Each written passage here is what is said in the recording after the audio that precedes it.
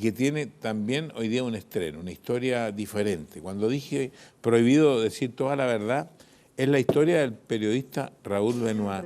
A lo mejor poca gente sabe que sobrevivió a secuestro, a 4 atentados, que sintió las balas sobre su cabeza, que sintió silbando los proyectiles y pensó que de ahí no salía, que tenía que dormir en su trabajo porque lo perseguían y que eso prácticamente finalmente causó graves estragos en su familia.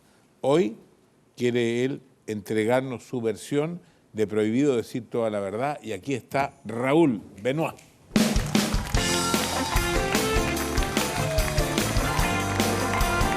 tal? Mónica. Mariana, ¿cómo estás? ¿Cómo estás? ¿Bien? Permiso. Gracias. Asiento, Raúl. Gracias. Ya escuchaste que esta es una noche de estrenos y queremos hablar de tu estreno como periodista, que me imagino te iniciaste a muy temprana edad. Empecé desde los 13 años a hacer periodismo de barrio, escribiendo una hojita que alquilaba a los vecinos. ¿Qué te motivó a escribir este libro? Era el sentimiento que yo tenía con mis hijos de haberlos dejado abandonados por haberme obsesionado demasiado con el periodismo.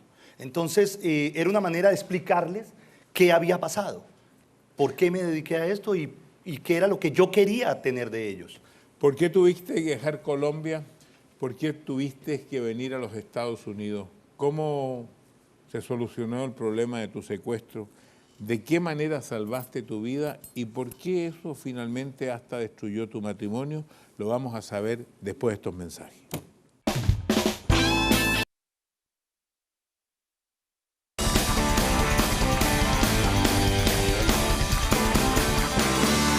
Junto a Mariana Seoane, Armando Correa, Raúl de Molina y Raúl Benoit, estamos hoy día en una noche de estreno.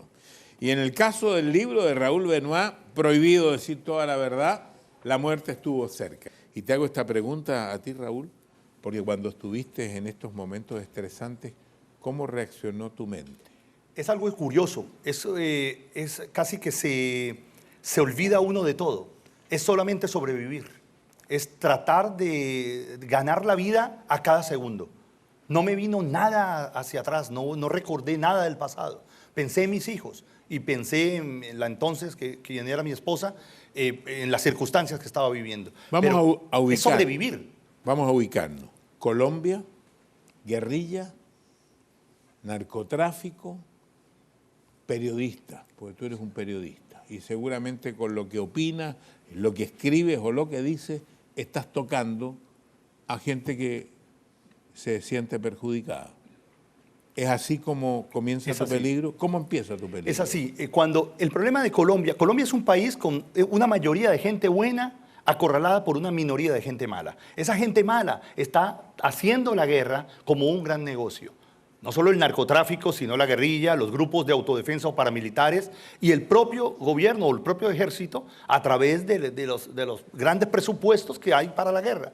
Eso no permite que Colombia pueda salir adelante en un momento dado, porque siempre hay un negocio detrás de eso. Hazme una secuencia. Cuéntame la secuencia en que tú te fuiste envolviendo en el peligro, en el riesgo de la muerte y en la necesidad de salir tú y tu familia de Colombia.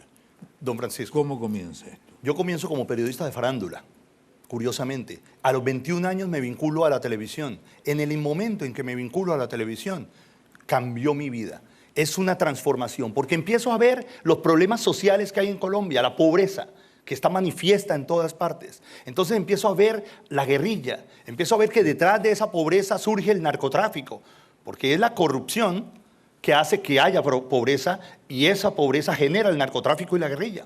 Entonces todo eso es una cadena, una consecuencia. Y todo eso me va involucrando de una manera en que sentía la necesidad de contarlo, de decirle a la gente lo que estaba pasando. Creí yo en ese tiempo que era una misión como periodista. No sé si me equivoqué. Quizás me equivoqué porque perdí a mi familia un poco. La fui perdiendo a través de los años. Primero te secuestran.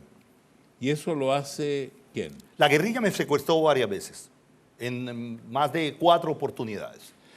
También Pablo Escobar lo hizo una vez. A ver, cuando te secuestraba la guerrilla, ¿cómo era? ¿Violento? ¿Se portaban bien contigo? ¿Cómo vivías este secuestro? Era de varias maneras. Algunas veces era una cita establecida en un lugar y llegaban unos hombres y lo montaban en un carro. A veces estaba saliendo yo del periódico donde trabajaba o la emisora y lo montaban a la fuerza, le ponían una venda en los ojos y nos llevaban al lugar, que era en la selva. ¿Los trataban bien, los trataban mal? Normalmente bien en esa época. Es muy diferente la guerrilla de hace 20 años a la guerrilla de hoy. La guerrilla de hoy es una guerrilla terrorista y narcotraficante. Ya no hay ideología. Quizás hace 20 o 30 años algunos de estos miembros de la guerrilla tenían ideología. Ya no la tienen. Escobar, ¿por qué te secuestra él? Pablo Escobar intenta enviarle un mensaje a mi jefe, que era el director de noticias, porque hacía editoriales en el noticiero de televisión. Entonces el mensaje era plata o plomo. Me dice que, su jefe, termina los editoriales contra el narcotráfico, contra nosotros, o hay plata o hay plomo. Dígale que si quiere plata o plomo. Fueron 10 minutos de monólogo, solo habló él, yo no pude hablar. Ahora después vienen los atentados contra ti. ¿Cómo son los atentados y por qué? Esa es otra época, ya cuando Pablo Escobar se ve acorralado, él funda lo que se llaman los extraditables, que es el grupo armado que él formó para poder defenderse del Estado y para poder decir que no extraditaran colombianos a Estados Unidos para ser juzgados aquí. Entonces esa organización se vuelve una organización terrorista y criminal, que mata jueces, periodistas, que mata policías, que mata militares, y bueno, en eso caemos todos los que estamos diciendo la verdad sobre Colombia. ¿En qué año fue el primer atentado contra ti? El primer atentado fue en el momento en que va Jorge Ramos a cubrir las elecciones de 1990. Estaba yo yendo, había cambiado de rutina, porque normalmente yo tenía ciertos días que iba exactamente a una hora, o me iba o cambiaba de horario o de rutas. Llegué un viernes a la oficina, y en un momento dado, cuando doy la vuelta a la manzana de la oficina de Univisión, habían unos hombres en unos 2 carros, un campero, un taxi, y un hombre que sale de un marco de una puerta, sale hacia mí caminando, se mete la mano en una chaqueta, yo llevo mi revólver aquí y disparo al aire. El hombre sale corriendo, yo le pongo el freno de mano al carro y salgo detrás de ese tipo. Empiezo a disparar al aire y el hombre parece que me disparó porque la policía encontró más de 18 vainillas. O sea, tú siempre vas armado. Iba armado, sí. ¿Y el segundo? El segundo fue con mi esposa y mi hija Carolina. Mi hija Carolina se había adaptado a una frase que yo decía, al suelo Carolina. Entonces la niña vivía bajo esas presiones. En un momento dado íbamos por una carretera y yo le digo a mi mujer, hay un carro sin luces, perdón. Me trae tristes recuerdos eso, realmente. Es decir, las dificultades que pasaron mi familia. Le digo yo al suelo Carolina, y en ese momento vemos que venía un campero atrás y alcanzo a ver los fogonazos de los disparos. Se veían solo las luces. Yo saqué el revólver por la ventanilla y mi esposa, que se había vuelto una gran conductora, porque era la mejor conductora, mejor que los escoltas, me saca de ese lugar y llegamos a una estación de policía. ¿Tú no tenías guardaespaldas? Sí, bueno, ese día no. Ese día propiamente no. ¿Es el segundo atentado? En el segundo atentado. En el primer atentado, los guardaespaldas no fueron. Yo llamé a la policía y le pregunto, ¿por qué no están los guardaespaldas aquí? Curiosamente, ese día estaban en una formación. ¿Y el tercer atentado? El tercer atentado fue yendo hacia la finca. Ya al pasar esos 2 atentados, uno que había ocurrido antes y el de cuando llegó Jorge Ramos, decido yo que no voy a viajar más en un carro con mis hijos y mi esposa. Entonces ella viajaba en un carro adelante con los niños y yo atrás con un guardaespaldas. Normalmente llevábamos 3 guardaespaldas dentro del carro, pero ese día íbamos solamente con un guardaespaldas y unos en moto. En un momento dado, yo veo que vienen unas motos con las luces encendidas. Al lado derecho, yo voy con mi revólver siempre aquí. Al lado derecho, uno de los motociclistas golpea el retrovisor, lo rompe. Pero yo, en vez de reaccionar hacia allá, reaccioné hacia este lado. Y en el momento en que reacciono al lado izquierdo, disparo y hiero en el muslo a uno de los hombres. Mi esposa sale en el carro y se pierde. Nosotros tratamos de perseguir la moto con el guardaespaldas que tenía, pero no hubo forma, no, entre tráfico se perdieron. Después queda el último atentado, el que te decide finalmente a tener que dejar el país con toda tu familia y después tú de alguna manera no puedes mantener la familia. Y lo vamos a ver por qué ocurrió después de este mensaje.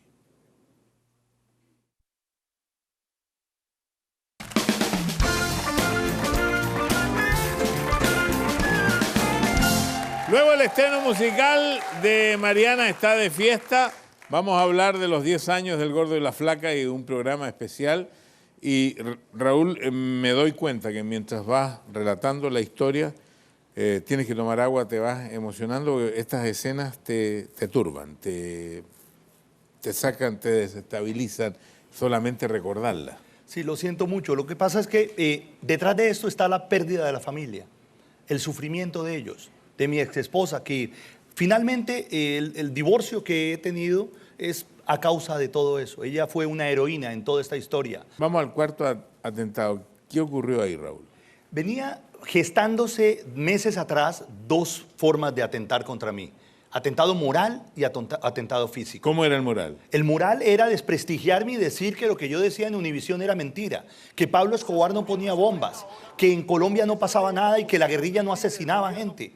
Eso era lo que querían los periodistas, algunos periodistas, unos colegas que se encargaron de hacer una campaña contra mí en que decía que yo era un antipatriota, que yo debía lavar los trapitos sucios en casa.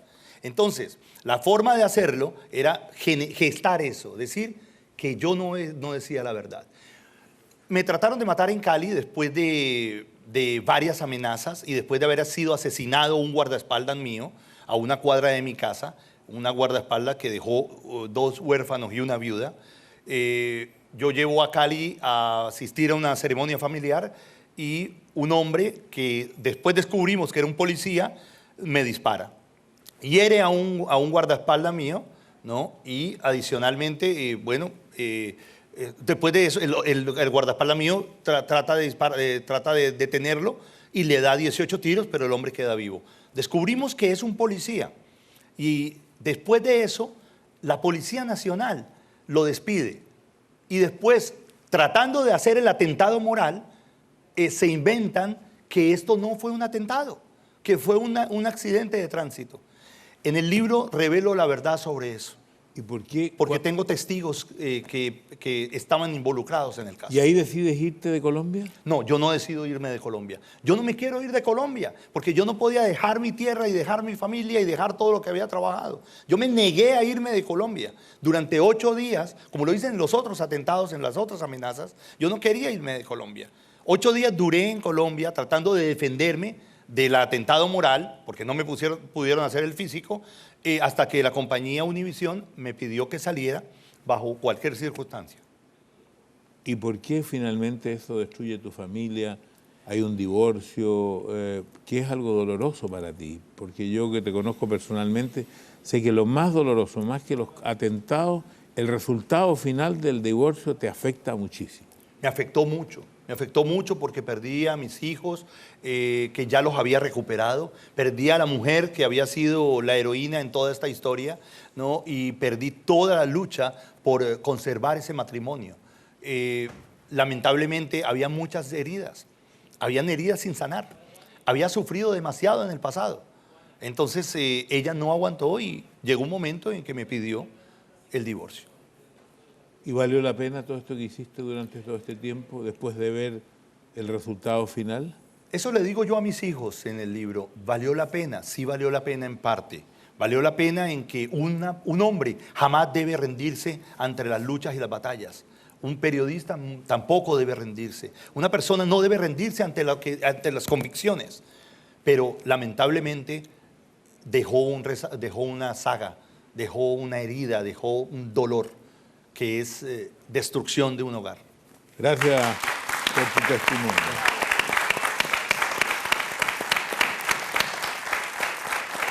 Mariana se fue a cambiar para hacer su estreno musical. Quiero hablar también de los 10 años del Gordo y la Flaca y quiero decirle a Raúl que me impacta su testimonio y que lo admiro además por haber tenido la valentía de mantener sus convicciones y haber luchado por ellas y seguir luchando por ellas. Ya volvemos.